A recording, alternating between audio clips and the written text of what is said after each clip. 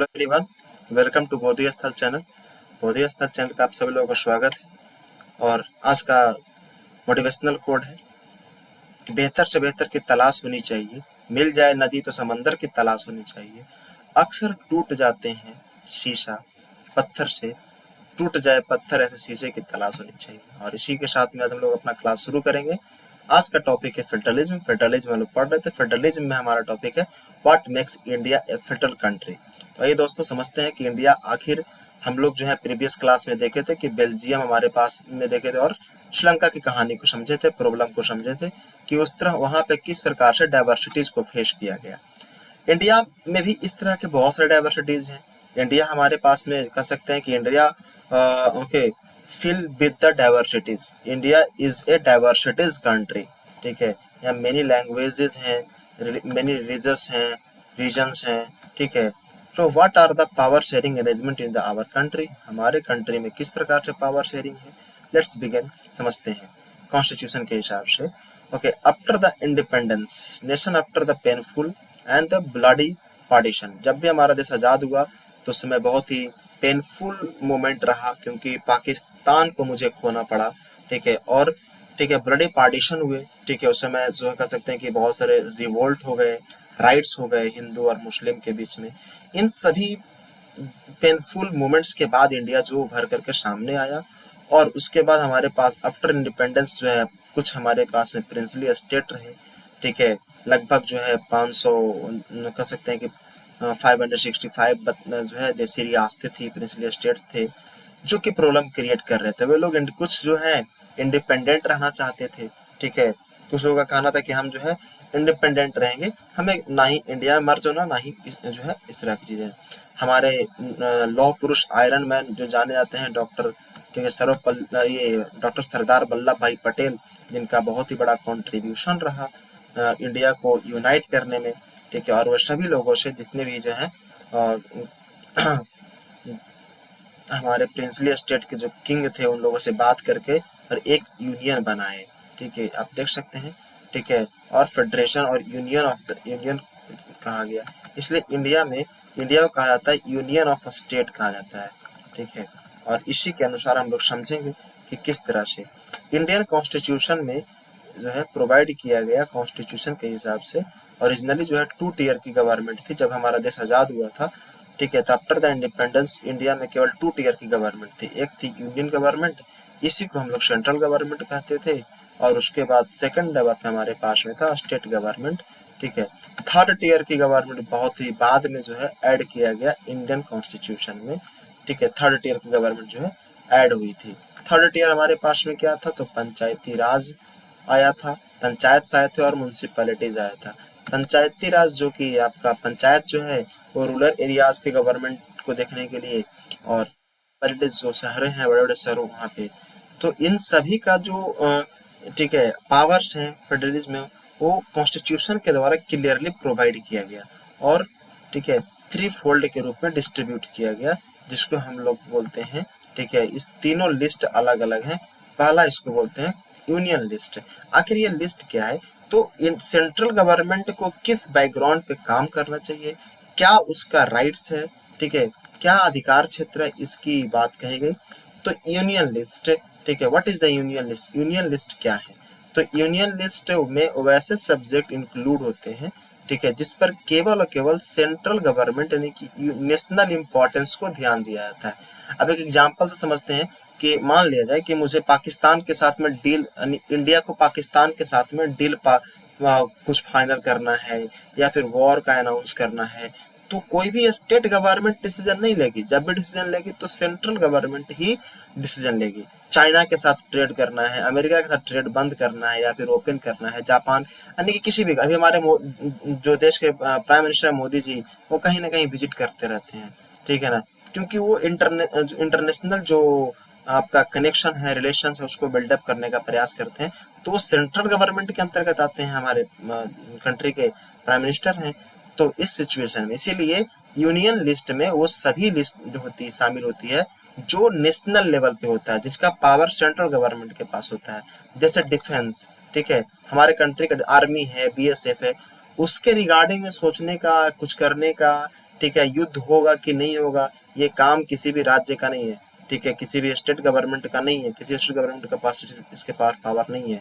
Foreign affairs, यदि किसी भी कंट्री से किस तरह से डील करना है, क्या करना है, ट्रेड क्या चल होगा कि नहीं होगा, इसकी भी जो है यूनियन लिस्ट में ही शामिल होता है। बैंकिंग, ठीक है, कम्युनिकेशन, करेंसी, आपको पता ही है आरबीआई, ठीक है, हमारे के यहाँ जो है हेड है और बैंकों का बैंक उसको कहा जाता है। तो आरबीआई जो है सेंट्रल गवर्नमेंट के अंतर्गत आता है। करेंसी, आप सुने होंगे कि मोदी जी जो है नोट बंद कर दिए थे, एक बार अनाउंस कर दिए थे आपने शाम को आकर के कि आज के बाद हजारों 500 के नोट जो क्या है लीगल टेंडर नहीं रहेंगे। तो करेंसी उनके अंडर में था, किसी भी स्टेट गवर्नमेंट के अंदर में नहीं है, इसलिए जो है यूनियन लिस्ट में आता है, तो अपना डिसीजन ले लिए थे। तो इस तरह की पॉलिसी, इसको यूनियन हम लोग जो है लिस्ट बोलते हैं, ठीक है, तो ये ध्यान रखना है। यहाँ से सवाल आपसे कैसे पूछेगा, यहाँ से सवाल इस तरह से पूछा जाएगा कि आप बता दीजिए कि इनमें से कौन जो है आपका यूनियन लिस्ट में है, इसमें से एक कोई अल्टर पूछ दिया जाएगा और बाकी इसमें से एक ऑप्शन रहेंगे। इस तरह से सवाल पूछे जाते हैं। अगला है आपका नेक्स्ट है स्टेट लिस्ट। स्टेट लिस्ट क्या है, तो स्टेट लिस्ट वैसे लिस्ट को बोलते हैं जिसपे लोकल इंपॉर्टेंस हो या फिर स्टेट गवर्नमेंट का राइट हो। स्टेट गवर्नमेंट अपने केवल राज्य के लिए, एक स्टेट के लिए वो पॉलिसी कवर करेगा, पूरे कंट्री। जैसे बिहार गवर्नमेंट यदि कोई पॉलिसी बनाएगी तो पूरे बिहार में वो वर्क करोगा, यूपी में नहीं होगा, झारखंड में नहीं होगा, उसका इम्पैक्ट वेस्ट बंगाल में नहीं होगा, ठीक है ना, केवल और केवल जो है बिहार में होगा। जैसे बिहार पुलिस, ठीक है, तो बिहार पुलिस केवल उसका काम है कि केवल बिहार भर में है। ऐसा थोड़ी है कि बिहार पुलिस जो है जाकर यूपी में जाकर के काम करेगी या फिर वहाँ पे जो है पुलिस के रूप में काम करेगी, नहीं, वहाँ पे उनका पावर सीज हो जाएगा। हाँ, स्पेशल रीजन में जाएंगे कभी कुछ इन्वेस्टिगेशन के लिए तो उसकी बात अलग हो जाती है, ठीक है। ट्रेड हो गया, कॉमर्स है, एग्रीकल्चर है, इरिगेशन है, ये सभी जो है स्टेट लिस्ट में आते हैं। तो आपसे सवाल यहाँ भी उसी तरह से पूछेगा, पूछ देगा कि जो है पुलिस या फिर ट्रेड, ठीक है, किस लिस्ट में शामिल है, इन विच लिस्ट, या फिर स्टेट लिस्ट, यूनियन लिस्ट, ठीक है, इस तरह की चीजें आपसे पूछा जा सकता है, ये ध्यान रखना है। अगला आपका कॉन्करेंट लिस्ट, ठीक है, कॉन्करेंट लिस्ट में क्या है, तो कॉन्करेंट लिस्ट में आपको वैसे सब्जेक्ट जो कि कॉमन इंटरेस्ट के आते हैं, जिसमें दोनों का इन्वॉल्वमेंट होगा, यूनियन गवर्नमेंट का भी होगा और स्टेट गवर्नमेंट का भी होगा।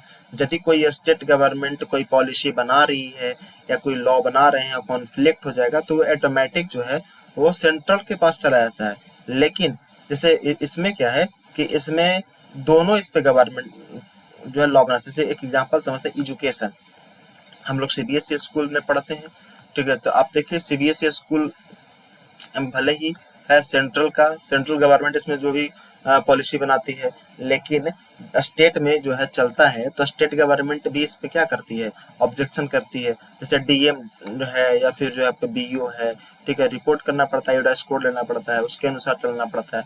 तो और उसके बाद स्टेट गवर्नमेंट का अपना स्कूल चलता है, ठीक है, सरकार गवर्नमेंट स्कूल, ठीक है, और सेंट्रल का अपना गवर्नमेंट स्कूल है, एक केबीएस है, एनबीएस है। तो यानी कि दोनों इस पे पॉलिसी बना सकती है। स्टेट गवर्नमेंट का बुक अलग हो जाता है, सेंट्रल गवर्नमेंट का बुक अलग हो जाता है, एनसीईआरटी, स्टेट गवर्नमेंट तो जो है, हाँ, तो इस तरह की चीजें हैं। फॉरेस्ट, ठीक है, फॉरेस्ट केवल फॉरेस्ट पर ध्यान देना, फॉरेस्ट को कंट्रोल करना केवल स्टेट गवर्नमेंट का काम नहीं, सेंट्रल गवर्नमेंट का भी काम है, उसको भी जो है ध्यान देना चाहिए।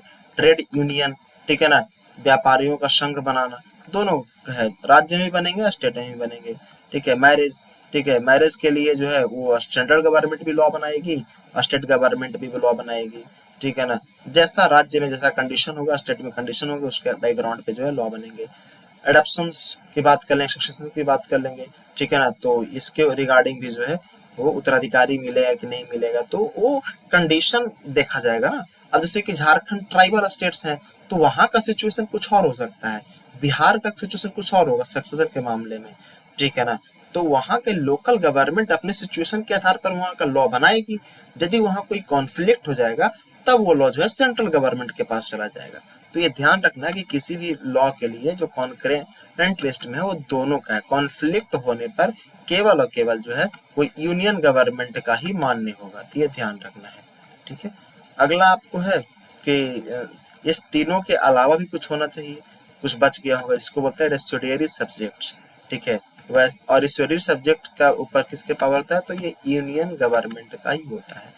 ऐसा भी हो सकता है ना कि जिस समय कॉन्स्टिट्यूशन बन रहा था उस समय कोई डिपार्टमेंट ऐसा होगा कि उस समय नहीं हो, जैसे साइबर क्राइम, साइबर क्राइम उस समय नहीं था, उतना इंटरनेट नहीं था 1947 में, आज साइबर क्राइम है, फेसबुक है, तो ये सभी चीजें जो है वो आ जाएंगे आपको ठीक है ना। इसे तो ऐसा साइबर क्राइम तो कम्युनिकेशन में शामिल है, लेकिन समझाने के लिए आपको बता रहे हैं, ठीक है, कि वैसा सभी सब्जेक्ट्स जो कि उस समय जब इंडिपेंडेंट हमारा कंट्री हुआ था 1947 में, उस समय वो एग्जिस्ट नहीं करता था, बिल्कुल ही आज नया है।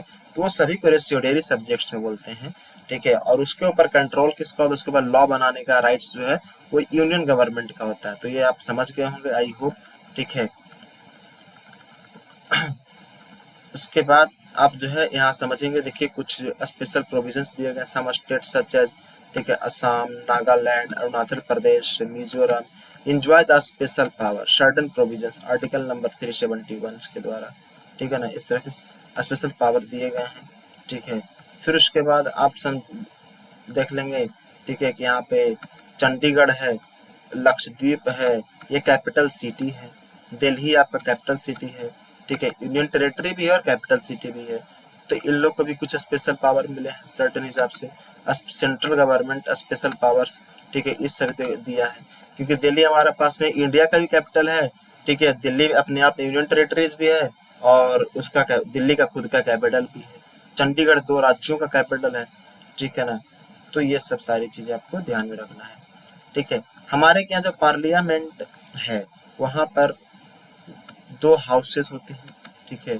और मेजोरिटी की सरकार होती है, और किसी भी चीज को डिसीजन लेने के लिए, लॉ बनाने के लिए एटलीस्ट कम से कम 2/3 मेजोरिटी चाहिए, तब जाकर के वहां से बिल क्या होगी, पार्लियामेंट से पास होगी, ठीक है।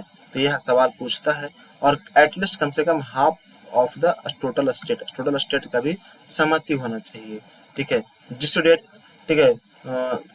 जुडिशियरी इम्पॉर्टेंट रोल प्ले करती है। यदि किसी भी प्रकार का कॉन्स्टिट्यूशनल प्रोविजन में डिस्प्यूट होगा प्रोसेस में, एनी डिस्प्यूट को सोल्व करने का पावर जो हमारे पास में है, वो हाई कोर्ट और सुप्रीम कोर्ट के पास में है। डिसीजन उन्हीं का फाइनल होगा।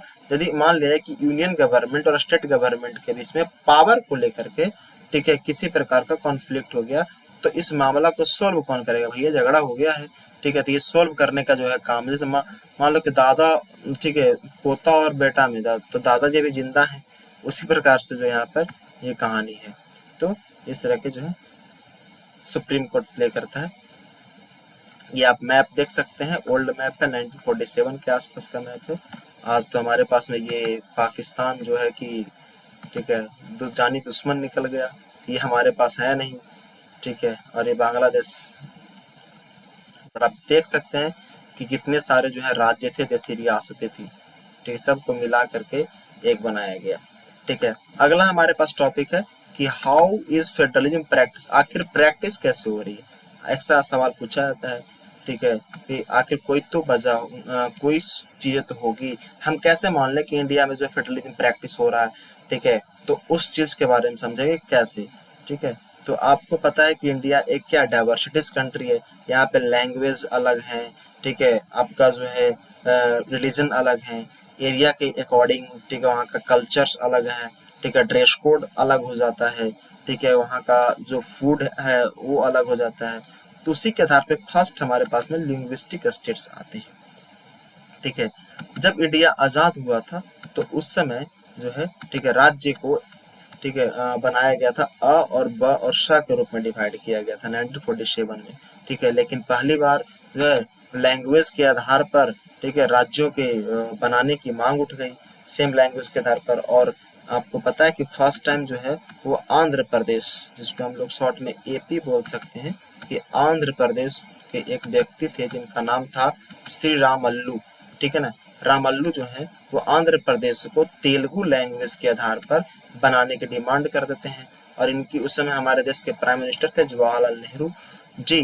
तो वो जो है थोड़ा कुछ इग्नोर कर देते हैं, तो ये हंगर स्ट्राइक कर देते हैं। और हंगर, जैसा कि अभी देख लो, ठीक है, कॉकरोच जनता पार्टी वाले हंगर स्ट्राइक किए हुए दिल्ली में जंतर मंतर में, तो ये हंगर स्ट्राइक कर देते हैं और इनकी हो जाती है डेथ। जैसी डेथ होती है वैसे ही हमारे पंडित जवाहरलाल नेहरू जो कुछ घबरा जाते हैं, और वो कहते हैं कि चलो जो है लैंग्वेज के आधार पर स्टेट को बनाने का परमिशन मिल जाता है। और 1953 में पहला जो कोई राज्य बनता है वो लैंग्वेज के आधार पर, वो हमारे पास बनता है आंध्र प्रदेश, ये ध्यान रखेंगे। और इन्हीं के बाद जो है राज्यों हमारे कंट्री में कुछ और भी लैंग्वेज के आधार पर स्टेट बनना शुरू हो जाते हैं। और फजल अली के अध्यक्षता में, ठीक है, एक फजल रिपोर्ट बनती है, फजल रिपोर्ट तैयार की जाती है। उसमें उन्होंने जो है 14 स्टेट्स बनाए थे, ठीक है, लैंग्वेज, कुछ लैंग्वेज के आधार पर, जैसे केरला मलयालम के आधार पर, कन्नड़ कर्नाटका, ठीक है, तमिलनाडु तमिल लैंग्वेज के आधार पे, और कुछ ज्योग्राफिकल या एथनिक जो कंपोजिशन था उसके आधार पर भी स्टेट बनाए गए, जैसे नागालैंड, ठीक है, उत्तराखंड, झारखंड। जैसे उत्तराखंड और झारखंड इन सब जो ट्राइबल बेल्ट था, पहाड़ी एरिया है, ठीक है। तो इन सब को जो है वहाँ का ज्योग्राफिकल कंडीशन की वजह से और एथनिक कंपोजिशन की वजह से जो है इसको बनाया गया। तो ये सब तो जो आपका उत्तराखंड और झारखंड, ये तो, और आपका एक है छत्तीसगढ़, ये तो 2000 ईस्वी में बने हैं, ठीक है, 2000 में जो है आपको बने हैं, ठीक है ना, 2000 में बने हैं। 3 राज्य जो है 2000 में बने थे, ये ध्यान रखना है, ठीक है। ये हमारे पास में है, ये हैं, ठीक है, स्टेट्स हैं जो कि देख सकते हैं, ठीक है। पहले ये हैदराबाद और तेलंगाना साथ में ही था, अभी दोनों अलग अलग हो गए हैं, ठीक है। इस प्रकार से जो है आपका बना था। नेक्स्ट हमारे पास में है लैंग्वेज पॉलिसी, ठीक है। जब इंडिया आज़ाद हुआ तो किस तरह का लैंग्वेज पॉलिसी को अडॉप्ट किया गया। आफ्टर द इंडिपेंडेंस, ठीक है, ओनली 40% जो इंडियंस हैं वो हमारी हिंदी मदर टंग उसको यूज करते थे। तो ऐसा कहा गया कि हिंदी को ही जो है नेशनल लैंग्वेज अनाउंस किया जाए, तो इसके लिए कॉन्फ्लिक्ट हो गया, ठीक है, मामला बिगड़ गई। तो जो है कहा गया कि हिंदी को केवल एक ऑफिशियल लैंग्वेज के रूप में ही अनाउंस किया जाए, ठीक है। और इस तरह से इसको यूज किया गया 21 लैंग्वेज कॉन्स्टिट्यूशन में, और हिंदी को इंक्लूड करके 22 लैंग्वेज को शेड्यूल शेड्यूल किया गया हमारे कॉन्स्टिट्यूशन में। और कहा गया कि 1965 आते आते हम लोग को इंग्लिश का जो यूज है वो धीरे धीरे कम करना है, ठीक है, और हिंदी को बढ़ावा देना है। लेकिन हिंदी से जो लोगों को दिक्कत होने लगी, और आज देख सकते हैं कि हिंदी ही कम होते चला जा रहा है और इंग्लिश का इम्पोर्टेंस जो है बढ़ते चली जा रही है। बट ऐसा पॉलिसी नहीं बनाया गया था, ऐसा बनाया गया था कि 1965 तक के जो है इसको इंग्लिश का यूज जो है वो कम करना है और हिंदी के यूज उसको बढ़ाना है, ठीक है। तो इस तरह से लैंग्वेज पॉलिसी हमारे यहाँ अडॉप्ट हुआ था, ठीक है। तो आज के लिए बस इतना ही रखते हैं, क्योंकि वीडियो बहुत लंबा हो जाता है, फिर आपको बोरिंग फील होगा, ठीक है। श्रीलंका वाला कंडीशन हमारे यहाँ नहीं हुआ है। तो इस क्लास को शेयर करेंगे, और जैसा भी आपको लगता है कमेंट जरूर करेंगे कि हाँ सर मुझे समझ में आता है, या फिर जो है नहीं समझ में आता तो आप कमेंट करेंगे तो उसको मैं प्रयास करूँगा कुछ और चेंज करने का, ठीक है। हम लोग नेक्स्ट क्लास में समझेंगे वो सेंटर और स्टेट रिलेशंस, ठीक है। सो बस थैंक यू फॉर टुडे।